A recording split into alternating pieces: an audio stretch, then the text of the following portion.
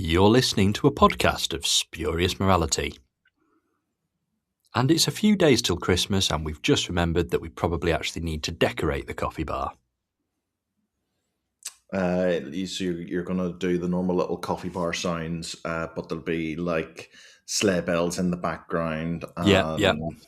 Because that's how coffee machines work. They get added sleigh bells at Christmas. Yeah, but maybe some like rustling as the tinsel goes up and the clinking of baubles as they get put up. Yeah.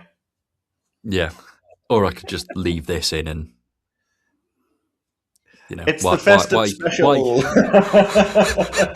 Why use sound effects when you can use dialogue? Yes, it's the Christmas special. Yay! Like we've done. What have we done now? This is series 3. We've done 3 series. As far as like, if this was a sitcom, we'd end here and come back for like 2 Christmas specials in 20 years' time. Yes. Yeah, we're not doing that. Annoyingly. But yes, it is the Spodcast coffee bar. Let's do the theme tune. I'm not coming up with a Christmassy version, so it will be the normal theme tune. Here you go. You don't even need, you just add the sleigh bells. We've already talked about this. Just add sleigh bells in the background. Yeah, they don't even need to be in time with the theme. Yeah, completely out of time.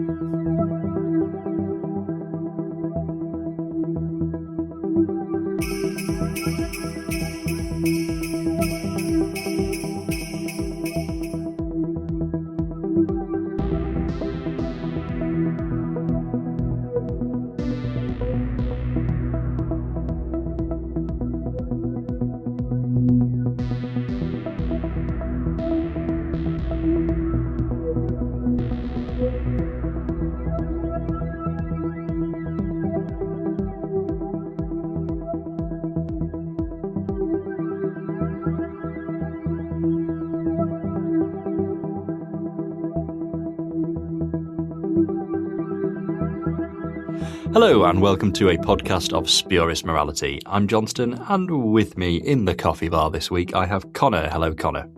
Hello. And we've not coffee barred for a bit. Oh, go on. What? I just said greetings, happy Christmas. And we've not coffee barred for a bit, so we thought Christmas was a good excuse to do one. So I'm actually sat here with the Bailey's hot chocolate while we record as well. So that's obviously on special in the coffee bar because it's Christmas. I'm trying to remember. I have definitely had Bailey's in the past, but I couldn't actually tell you when the last time was.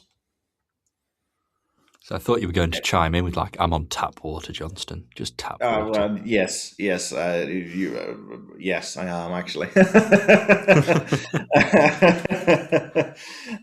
No, I think I had Bailey's just before they brought out the chocolate version.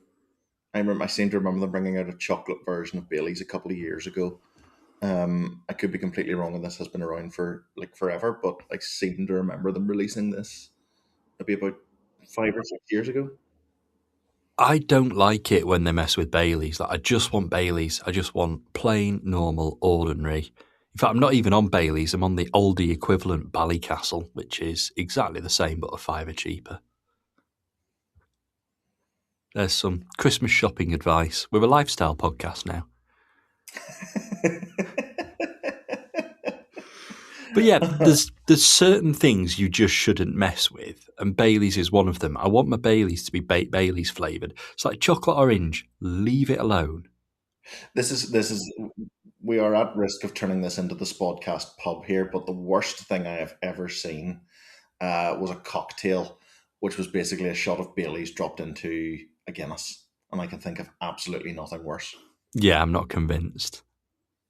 It's like somebody's gone, oh, those two things are Irish. Let's just put them together. That'll work, won't it? Well, the name of the cocktail is so politically insensitive that I cannot say it on this, on mic. I now know what you're talking about. Yeah, it was culturally offensive, shall we say? Yes, let's. Well, that's a nice, warm, family-friendly, Christmassy conversation at the start of the podcast. That's always good. Um, so Tis the season. we do need to, just for a moment, remember that we're a podcast that talks a lot about Doctor Who, because the day before recording this and a few days before it goes out, we had the finale to The War Between the Land and Sea, which has been a overall quite good spin-off series to Doctor Who. You know, we've finally got the unit spin-off that should probably have happened in 1976, if we're all being honest. And I like, generally it worked. Like, you know, we've had it hasn't done anything exceptional. I don't think it sort of broke any molds. It's kind of it's been quite trad in terms of storytelling. We've seen it all before in a combination of Torchwood Children of Earth and the Sea Devils itself, the original Sea Devils story. So yeah, nothing there that's kind of rocked the world, but it's been fairly solid, or at least it started really, really solid. Like, I thought the first two episodes were exceptional. The third one was very good, and then the fourth one, if you'll excuse the pun, trod water a little bit, and the fifth one then kind of rushed a finale out, and it probably needed another episode, and it probably needed to not, spoilers, kill off Colin McFarlane so early, because he was. I like the General. The General was good. So yeah, it's had its faults, but generally been quite good. But I think the finale is going to be the major talking point. So before we start to rip shreds out of it, do you just want to talk to us about the series as a whole, Connor? Series as a whole, I think on paper feels quite good. Certainly, those first two episodes, I came out of it thinking, actually, that was a smashing hour and a half of TV. There, I've really enjoyed that. Um, I have to say, one of the best looking things, one of the best looking, well produced things that has come out of Doctor Who. Even though, like, I know everyone has said that the production values have taken a huge jump since Bad Wolf came in, and it's true that they have. Um, this looks great, and I think it looks great because um, it's so grounded. You know, it's there's only one real there's only one location in the whole thing, which is when they go down into the Sea Devil uh, realm domain under the waters and go 8 miles down. Um, that's the only real sort of not real world location that they have to fully fabricate this other world for. Um, and the rest of it's very grounded. It looks very real. It looks superb. It does look like a thriller. Um, so I thought that was good. Kate Stewart, I really enjoyed her. I think this version of Kate Stewart feels the most worthwhile, if that makes sense. And that's maybe not the right term, but I like this version of Kate an awful lot. The one that has sort of come out of the last little bit of Doctor Who and into this. Yeah, overall it's quite good. And this will tie into the finale as well. I don't know why this story had to be told. I don't know. I think for a spin off, it sort of has to justify itself and in a why are we telling this story? And yes, it's long overdue to do another like huge scale. I don't think I've ever really done a massive scale uh humanity versus the Sea Devil sort of thing. It's a storyline I've mentioned on here before that I'm very keen to see done in Doctor Who. But we're doing this without the Doctor. The scale of this felt like it sort of needed the Doctor. And it's always, again, in the back of my head, I know they've said he's never coming back again. In this version of Doctor Who, there is a David Tennant Doctor sitting at home twiddling his thumbs while all of this is going on. And a story of this scale feels like it needs the Doctor, or needs to justify why the Doctor's not there. And the whole, like, you could say the same of Children of Earth, but the whole point of Children of Earth was humanity has to deal with this awful threat. Without the Doctor, they're on their own. He doesn't happen to appear that time. That's the whole point of Children of Earth. It doesn't seem this to me. This doesn't justify itself in the same way.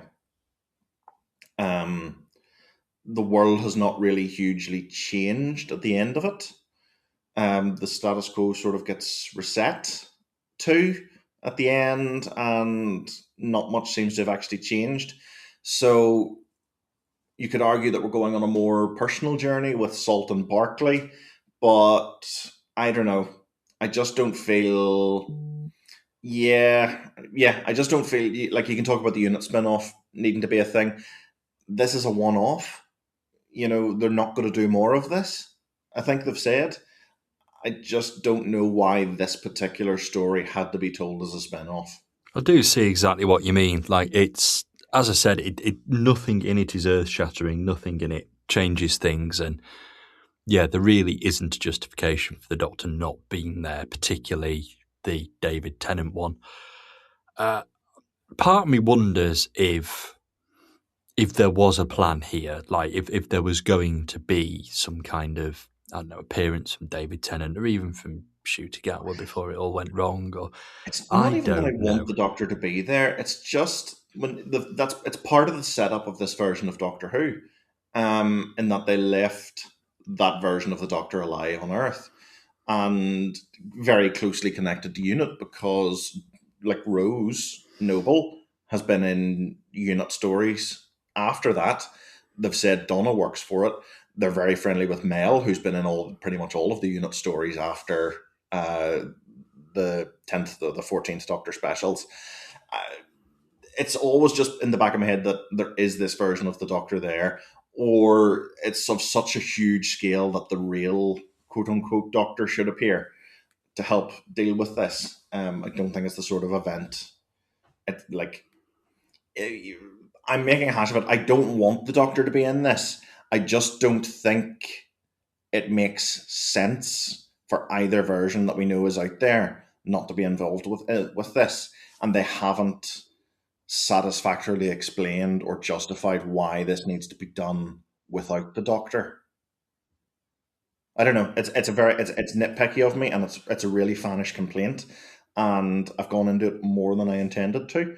But yeah, it's a little niggle in the back of my head. Like, a story of this scale feels like the Doctor should be involved in some shape or form, and when they're not, I don't know. And it's the fact, why did what, like, I know Kate Stewart's in it, I know Unit's in it, but we've never met Salt and Barkley before. Why did their story need to be told in this way? And the I connection don't know. between I those don't two know. characters, it felt quite forced as well, didn't it? Like and they were all over the place. Like they were ambassadors, and then they were on the run together and decided to basically hook up while they were on the run, and then she found him and told him everything was going to be okay. Then the virus happened and they all started dying, and she sort of condemned him and did the whole "I'm not talking to you, I'm not going to see you again" really routine. And then 5 minutes later, they are seeing each other again, and they're in love now, and he's growing gills for some reason.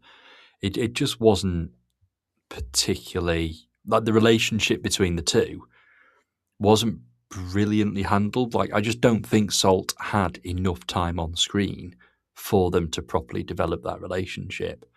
And again, I don't think the payoff was particularly earned in the end.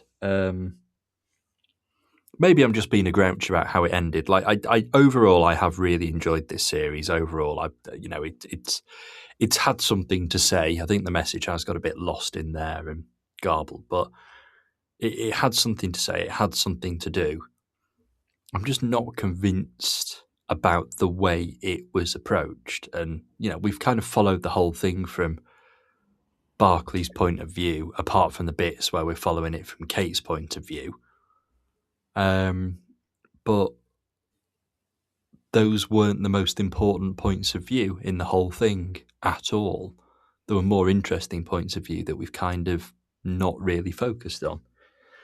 So it's kind of got lost between, does it want to be a big epic event, world changing series, or is it supposed to be about a bloke who sorted out the drivers that's ended up sort of in a far bigger role? Um, I think ultimately it needed another episode. Like, I think that we kind of got episodes 5 and 6 in episode 5, and it all felt really, really rushed, and therefore a lot of the payoffs didn't feel earned. And yeah, I don't know. It felt like there was something missing. It's like you've got a jigsaw with 50 pieces and 48, 49 of them are present, but you're just missing one that finally finishes everything off. I Um, think so. yeah. So this, I was going to say before I fully move on to talk about the finale. There was it involves the finale as well. I don't feel like the Sea Devils were ever actually negotiating in good faith throughout the whole thing. They turned up, presented their demands, and like the Sea Devils or Homo Aqua or whatever you want to call them, like they are angry throughout the whole thing, and they are justified in their anger. The whole, it's presented much better in the early episodes because there's such a focus on the pollution uh, that humanity has wrought on the seas and rivers and waterways. Um, the Sea Devils are absolutely righteously justified in their anger, but they turn up here. They turn up in the negotiating room, present their demands, and then absolutely refuse to budge on them. And when humanity, no matter what, no matter what compromises or solutions humanity tries to offer, um, it's shot down, and it ends up then with the Sea Devils saying, "Okay, we're going to wipe out humanity now." And then part of the finale, obviously, is that the Sea Devils get wiped out instead. Um, and that's meant to be. I don't know. I feel like it's slightly muddled when the ending has been slightly muddled for me because the Sea Devils 5 minutes earlier are threatening to wipe out humanity and flood. They're melting the ice caps. They're going to flood the world and release all the carbon into the air and choke the human race and take the world for themselves. Like, sure, no problem. But then they get really annoyed, and it's meant to be a real sad moment when humanity wipes them out instead. Like, the Sea Devils aren't the good guys in this. There's no good or bad guys to, and I'm getting muddled in saying this now, but does that make sense? I Yeah, don't think it I see does. what you mean.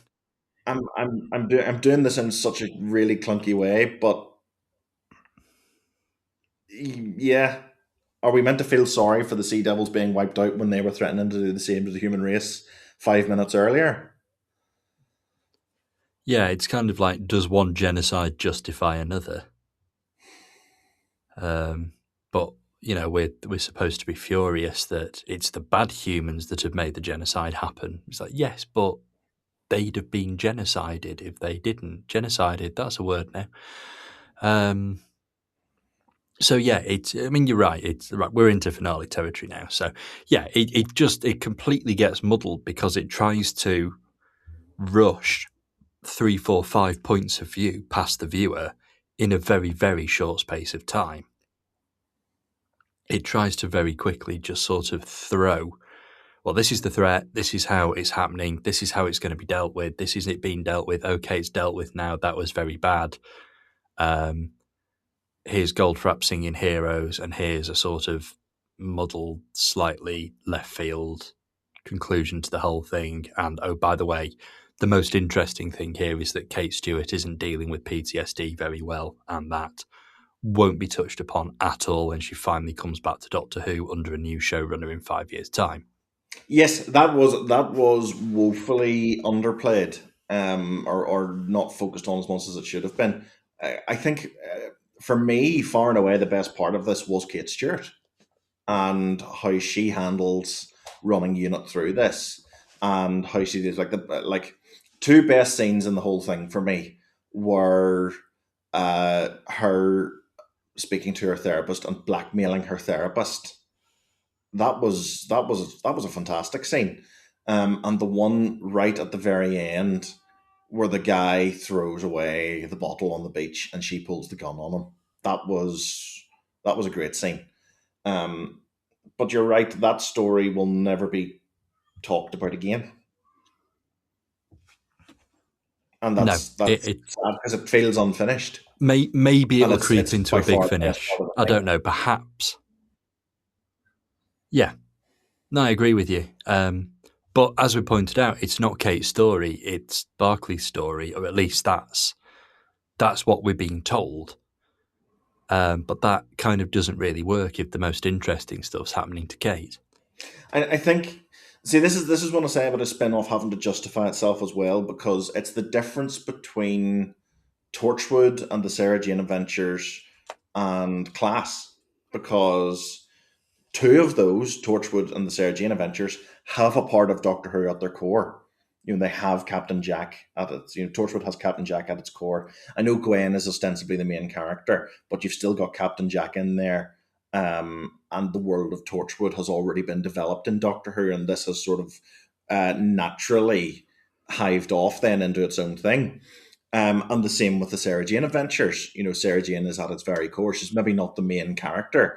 I think that's initially Maria, and then it becomes more of an ensemble thing later on.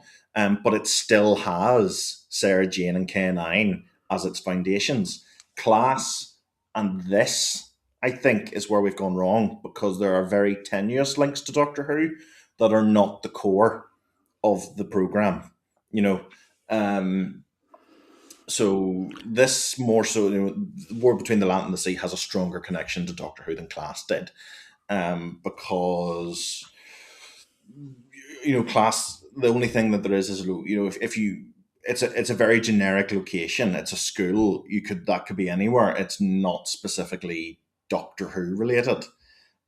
This does have the Sea Devils, and it does have Kate Stewart and Unit. I would say Kate Stewart is a stronger connection to Doctor Who than the Sea Devils are. In this, because again, the Sea Devils you could almost swap out for their role in this story. They could be swapped out for the concept of a you know they're all new characters, but the concept of the Sea Devils themselves could come from anywhere. It doesn't have to specifically come from Doctor Who. That feels slightly interchangeable in that it's this other race earlier than humanity.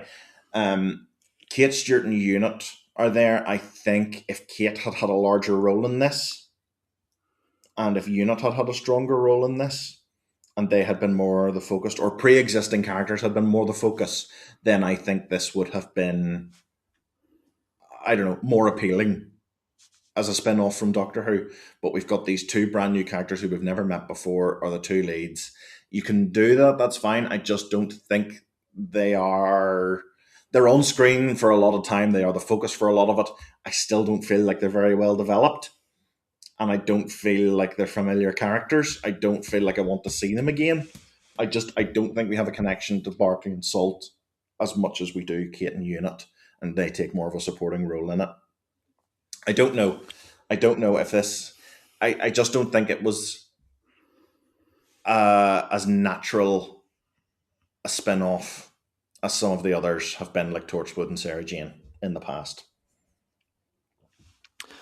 I also found it a bit frustrating that. So one big complaint I've had about the last couple of years of Doctor Who, and I've mentioned it on this podcast an awful lot, is we've just not had enough time to establish characters, and so the finale to the most recent series was kind of going for a similar vibe to Journey's End. Reality War was kind of that whole ensemble. The Doctor has a family kind of thing, and it just wasn't earned. I really, really struggled to bother about any of this sort of new unit family that's being established. And I think it's great. I think it's good that we have like an extensive roster of returning unit characters. And this would have been an opportunity to really, really build those up. And most of them are missing. Like, where's Mel? Where's Yeah. Rose? Where's, you know, yeah, I just wish we'd have had more of the actual unit family that Doctor Who has spent 2 years at least trying. I'm not saying particularly successfully, but at least trying to build up. And I think there probably was a role in this for them. Like, realistically, everything that happened to Barclay, could it have just happened to Mel? Or could it have just happened to Rose? Or could it have just happened to any of these other characters that have sort of, yeah. It has struck me as strange from the very first episode. Unit has this new headquarters. Yes.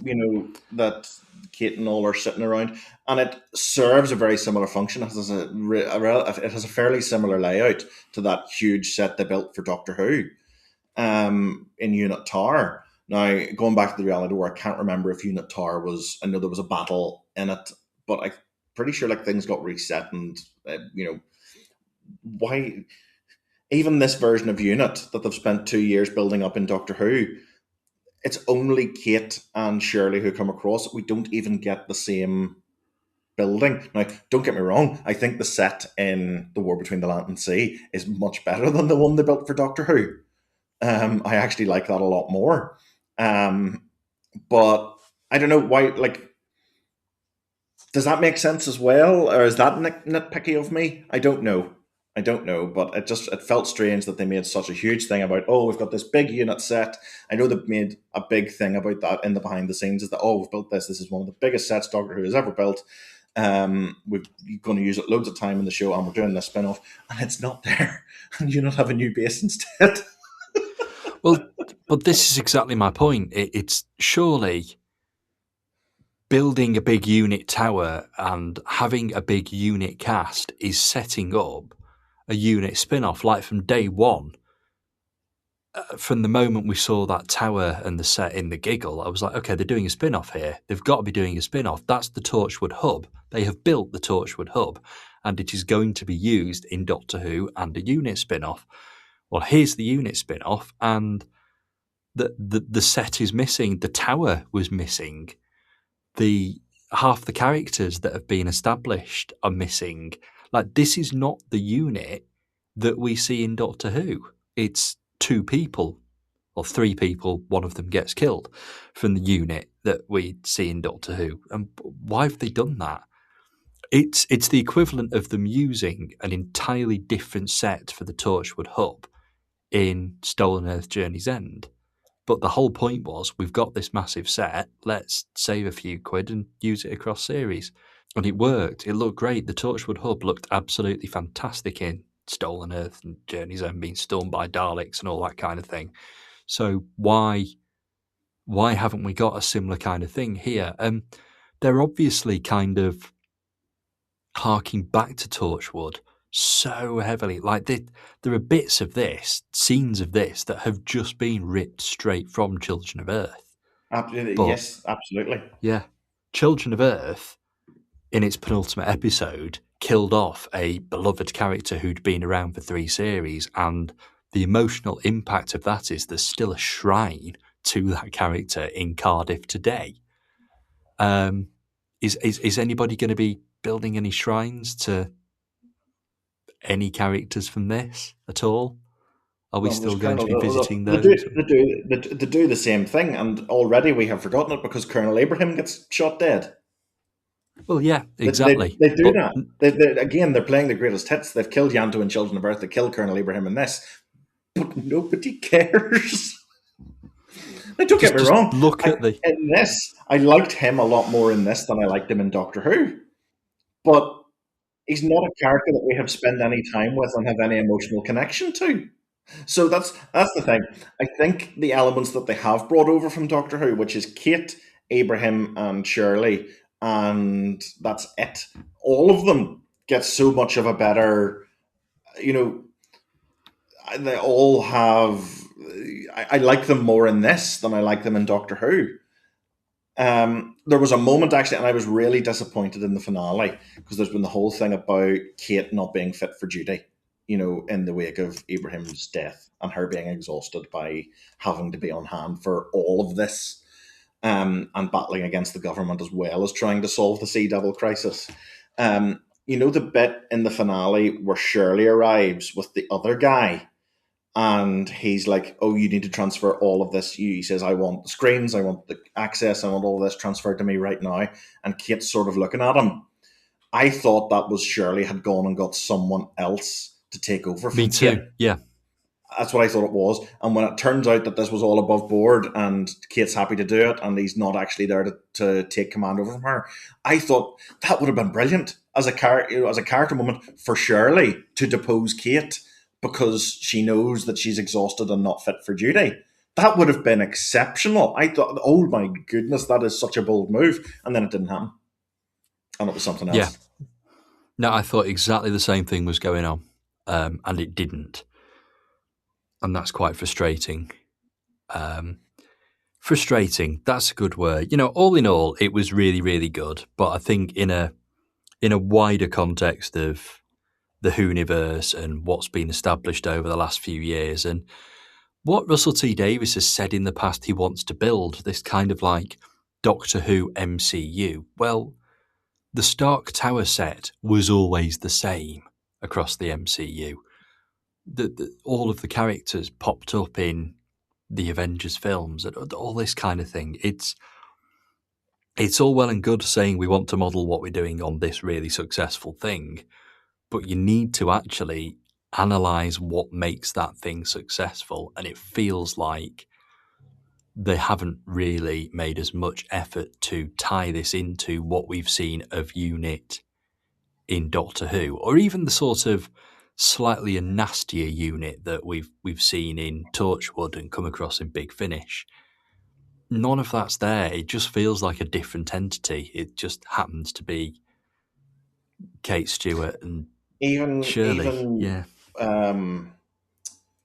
I have the general from Torchwood. I've forgotten his name already. When we mentioned it earlier on, um, but the general from Torchwood in this, Colin McFarlane's character, even he feels like I expected coming in from Torchwood. Like this is a character who was in Torchwood, Children of Earth, years ago, and I assumed that there would be some connection back to that, either in like him having dealt with probably the most horrifying alien threat that humanity has ever encountered before. And obviously, the setup here is very similar. It's the negotiation, like it feels very similar in setup to Children of Earth, like this sort of appearance of political diplomacy. But even he feels like he's been sort of filed down and the teeth have been taken out of him. Like I expected more of the tone of Children of Earth by virtue of having one of its characters in it. Um, and then he was just sort of another cozy member of the unit family. I don't know. I don't know. I was glad to see him. I was really glad to see him back because he was a great character in Children of Earth, and he was a great character in this as well. But he doesn't feel like the same character, and it feels like why did he specifically, like, what was the reasoning behind him specifically coming back? I don't know. I felt my expectations were higher because of him being there, and I'm also slightly annoyed at the fact that he basically got stupided to death. Like he was didn't properly vet somebody who was taking down on this mission with him. Because within 2 minutes they'd worked out who he was, why he'd done it, etc. And it was just like he died because he didn't do a basic background check on one of the people that he was taking on this highly sensitive mission. Really? was the gift not checked either? Because, like, was that Yeah. why was he just allowed to bring a random gift down? Yeah, like if we've got little magic wands that tell you if your food's poisoned or not, surely we've got a little magic wand that can tell you if something that is very obviously a bomb is a bomb or not. Yeah, Anyway, yeah. yeah, I think yeah, a lot of this sounds like nitpicking, but it's not. It's not nitpicking at all. But it's but yeah. It doesn't have. It doesn't. It feels like it wants to be a modern day Children of Earth, and it does not have anywhere near the same punch or uh, weight. no, not at all. And it's again, Children of Earth had earned that over years, whereas this, none of it feels earned, which is also a big problem we've had in TV Doctor Who as well, I like think as in the main well. series. I feel given that. Do you know what? Maybe this would have solved part of it for me. I feel like rather than doing this one off, if they were going to do a one off, it should have been more closely tied to Doctor Who. It should have had more characters from Doctor Who.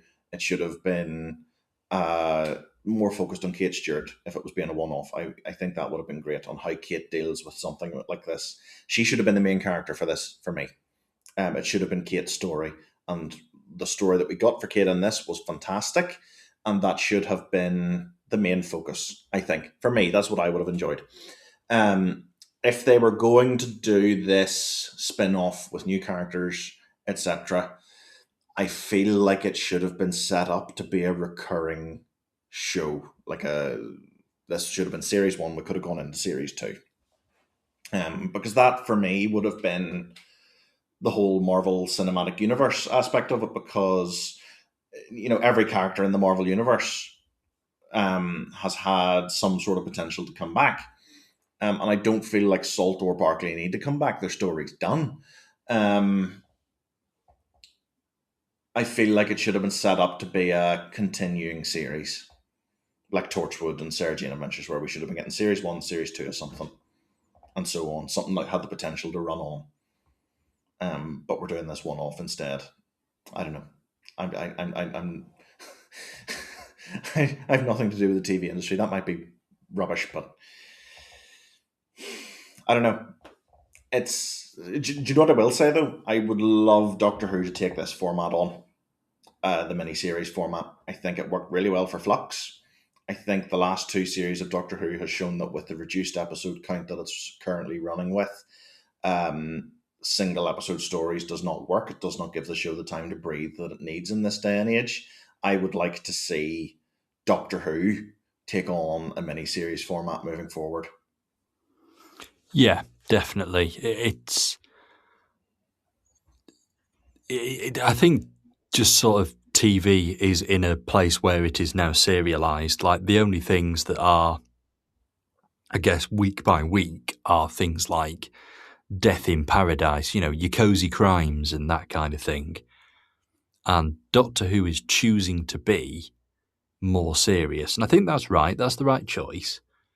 But you need to tell a story that kind of has that kind of weight behind it, and it takes time to tell that story.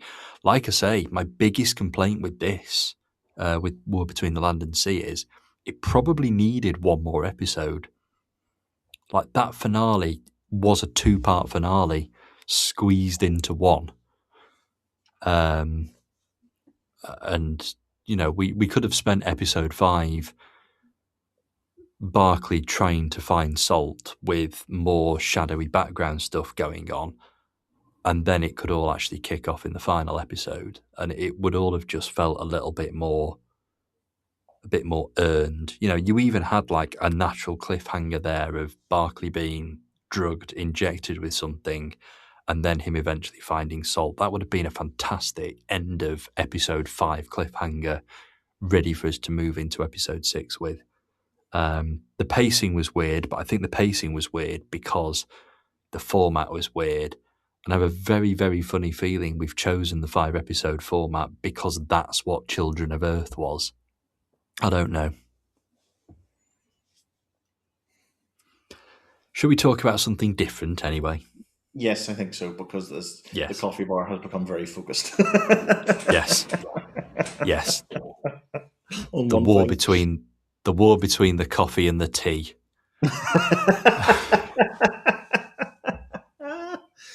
Oh dear. I think Right, that's one that of is the name the. of this episode. We have just That's got the name of. yeah. Oh dear, oh dear. Oh God.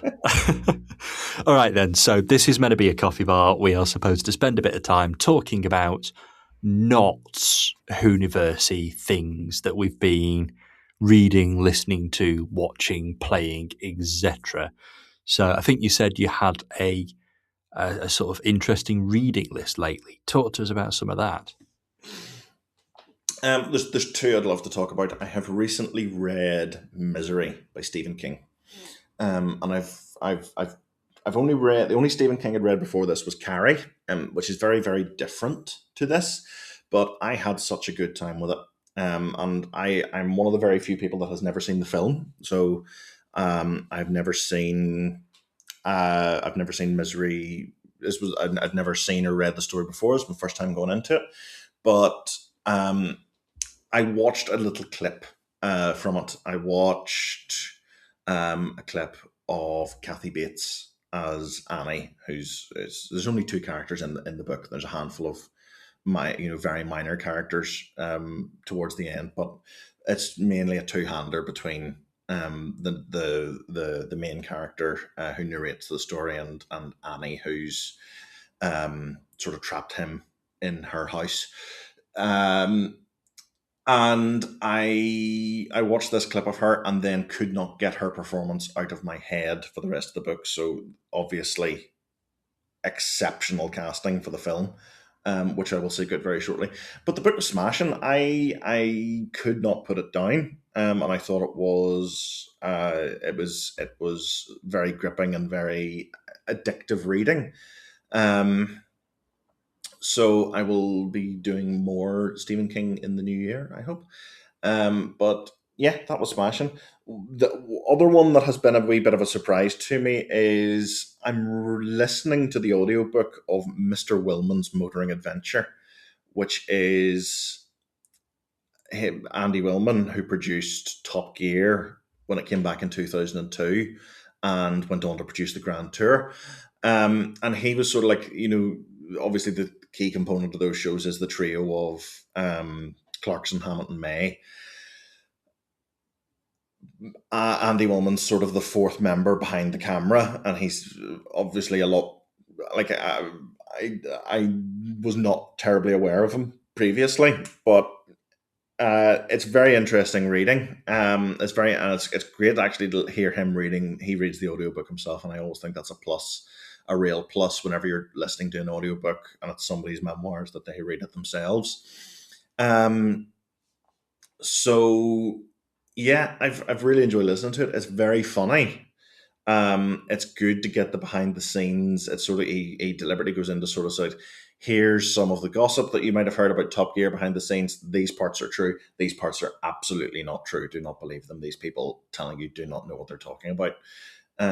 So it goes into the behind the scenes of a lot of the stuff that we, thinking about Richard Hammond's crash and, well, multiple crashes because he goes into a lot about the Rimac crash as well. But hearing his take on the dragster crash and a lot of the later of just the most recent part I've done. I haven't finished the book yet, but the most recent part I've done has sort of dealt with a lot of the late controversies that led up to them all leaving Top Gear. So there's two full chapters nearly on Argentina, which was very interesting to listen to.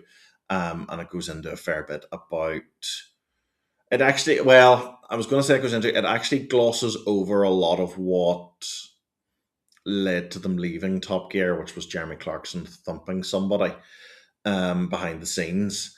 It glossed over a lot of that. I have to say, it dealt with a lot of the aftermath. And Andy Willman, he wasn't present for the incident happening itself, but it is very interesting to hear a behind the scenes take on all of that. It's very interesting. It's very funny. and I would definitely recommend it. That does sound particularly interesting, 'cause it's a very sort of interesting piece of TV history, because even though there were a lot of controversies and we kind of knew that that version of Top Gear was almost inevitably going to end at some point soon, it was still sort of peak television. It was huge. It was incredibly well watched, and people liked it despite not necessarily liking Clarkson. People still like the show. So yeah, that's one that I might have to get my hands on. That sounds very interesting.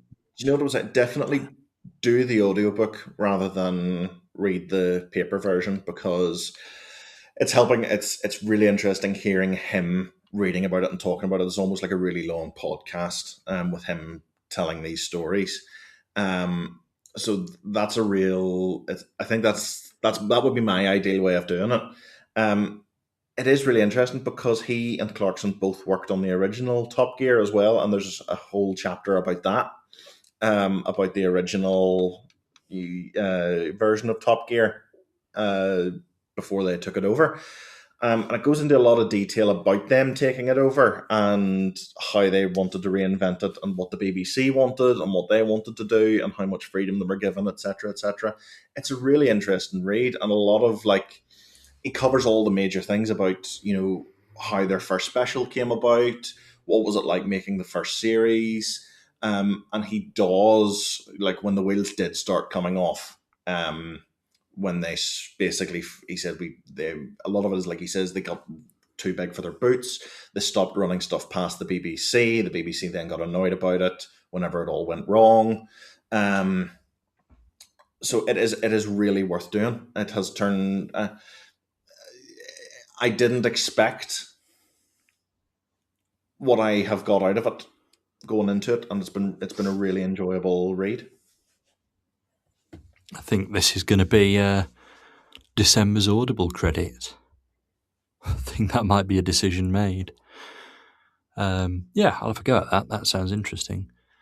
I've been cracking on with Ben Aronovich, Rivers of London, those books. I've done 3 of them now. I've done the audiobooks, and they're getting better and better. Like, I've enjoyed each one more than the last so far, and it's reached a stage now where it's obviously building up recurring villains and story arcs and that kind of thing, and it's all very, very enjoyable. It's good. I've given it to my partner to read as well. She really likes sort of crime-based, thrillery type stuff, and it ticks that box as much as it ticks sort of the more fantastical things as well. So yeah, very, very good and interesting set of books, and I'm gonna carry on with them. I'm not gonna race through them. I think that once you've sort of spent 10 hours with Peter Grant, maybe you need a little bit of a gap. So I've been kind of doing one, moving on to other things, and then a month or so later drifting back and doing the next one. But yes, I'm really enjoying that. I'm finding that to be a good run. Still working my way through Ian Rankin's Rebus books as well. I think I'm about halfway there. I think I've done 13. There's 25 in total at the moment. And they're just sort of continuously excellent. Like, I've, in the space of not much more than 6 months, have torn through 13 books. So I'm getting an awful lot out of them. And I think the rest of my listening is kind of Big Finish focused. I feel like there's been a lot of new releases that I've gone for recently, and that's sort of carrying on and generally been rather quite good. I'm still sort of having a think about what Big Finish of the year is. Like, I was hoping to come to this episode to go, and this one's my favourite, but I've kind of got quite a lot to choose from there. But there's been some good, interesting stuff. I am particularly looking forward to John Culshaw being the 12th Doctor in a set or a series by the people responsible for the 11th Doctor Adventures with Jacob Dubman. Hopefully lightning will strike twice and they'll be able to create something just as wonderful as they did. But yeah, it's about time we got some more 12th Doctor, and I'm looking forward to that in particular. Can't think of anything else sort of that's taken up a lot of my time. I'm working through Target books, but we'll do that when we do another Off Target at some point soon. But yeah, that's kind of the audiobook side of what I'm currently doing. I've got a few things to pick up as well. I still need to go back and do the third phase of Star Wars High Republic. I sort of did the first 2 phases, but haven't yet done the third. I said I'd wait till it finished. Well, it finished quite a few months ago now, and I still need to return. Did you I think listen to the Big Finish Christmas box set? I did, and quite liked it. I quite Generally, liked what it as about you? well. I thought it knocked spots off their Halloween one. So it was just a really good wee collection of stories. I was glad to hear more Smith and Sullivan because I quite like that box set, and it was nice to get a Christmas special from them. I thought it was going to go into slightly more occult K9 and Company territory, but because let's face it, it is K9 and Company, the series.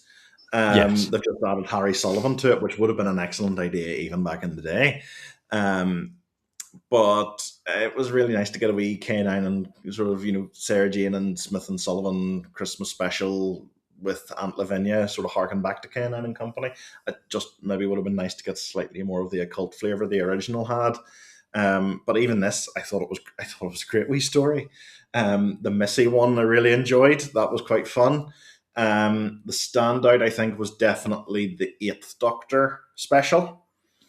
And there was a nice wee surprise towards the end of that I won't spoil for anyone who hasn't heard it, because it is worth doing. I did not clock it at all. I don't think you're meant to clock it, but whenever a penny drops, it's like, okay, we'll take this. That's really nice. So yeah, that was a fun. It was just, I thought it was a fun wee box set. It'll be nice to revisit it down the line. I like those little grab bag box sets. Between the Halloween one was, I thought the stories weren't great. The unit one was really good. I really enjoyed the unit one, but I thought the others were a bit meh. But I still like the concept of a little grab bag. Oh, you want a bunch of different characters? Here's a really cool little themed box set with lots of different things on I offer.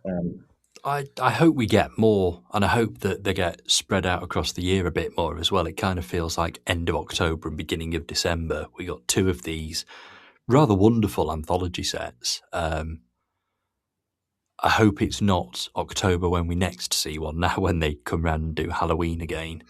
But I guess it's kind of relatively the same sort of thing as they were doing with 8th of March.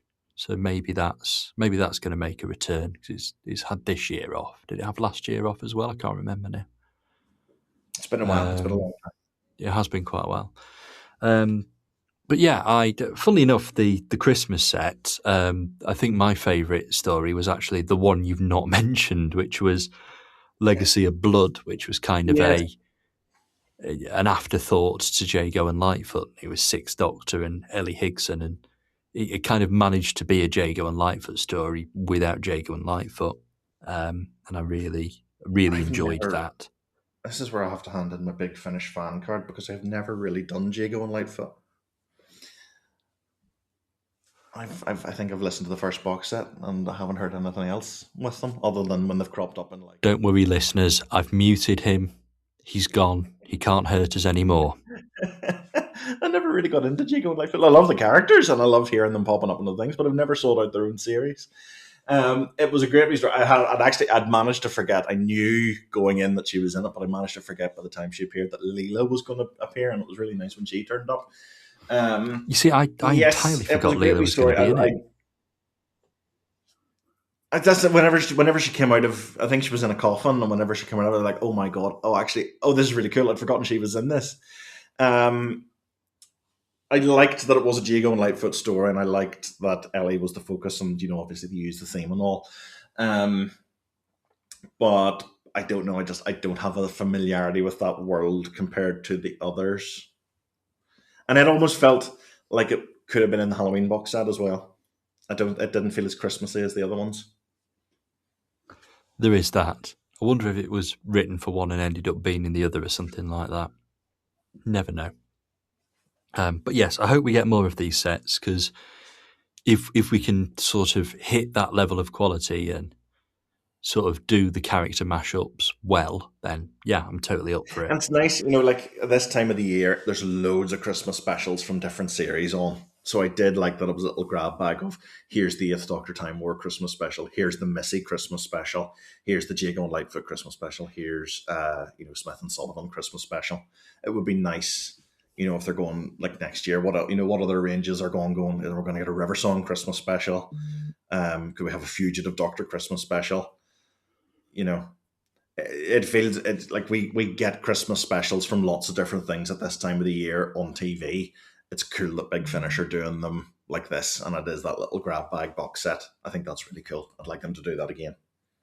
I'd quite like a continuing Torchwood Christmas special. Like we've had a Colchester and Ace one, but I think I'd quite like actually the full continuing Torchwood cast in a Christmas special. That could be quite fun. I'd be up for that. Yeah, this makes me sad because it has been obviously probably the highlight of Big Finish's output over the last few years, and I've only dipped in and out of it, but it seems to have been the range with the highest quality. Torchwood's no more at Big Finish. They've said this whenever Torchwood Legacy releases and the main range ends, that's it. They're not doing any more. Which is kind of mad, because the last series of Torchwood ended on a cliffhanger. Like, I'd like us to do something about that, please. The big question is, are we going to get Absent Friends whenever they release Torchwood Legacy? I don't know. But I'd be surprised. It burns me that there's a whole episode of David Tennant as Doctor Who out there that we've never heard. And obviously, that's not to downplay that John Barrowman is John Barrowman, etc., etc. I've no, not that I probably shouldn't comment on full stop whatsoever, but I fully understand why we didn't get Absent Friends. I personally would really like to hear it. Yeah, I'd be there for Absent Friends if it were to emerge at some point. So, well, I think we've more or less run out of time. We actually said we were going to talk about other things. We might have to do a New Year coffee bar as well or something like that, where we reflect on all the stuff we watched and played, because we've not talked about TV apart from Wars Between Land and Sea. We've not talked about video games, which you said we were going to do. So I suspect we may have to end here, and I need to go and make another Bailey's hot chocolate, frankly. That's where we're at. Yeah, we'll come back to do the New Year one, and there'll just be the sound of an empty bottle dripping down, and it's like, no, the Bailey's is finished. That's a cliffhanger to end on, isn't it? It's like, we've run out of Bailey's. What are we going to do? We're going to have to face a supermarket in the days leading up to Christmas. Dun, dun, dun. Oh, no, nothing worse. Nothing worse. Well, yeah, it's been a fun trip to the coffee bar. Anyway, we should definitely do a New Year one to match this, I guess. But for now, we will leave it there, and I will say thank you very much for joining me. Goodbye and Merry Christmas, Connor. Goodbye and Merry Christmas. A very Merry Christmas to all of you at home. You had to do it, didn't you? Yep. Yep.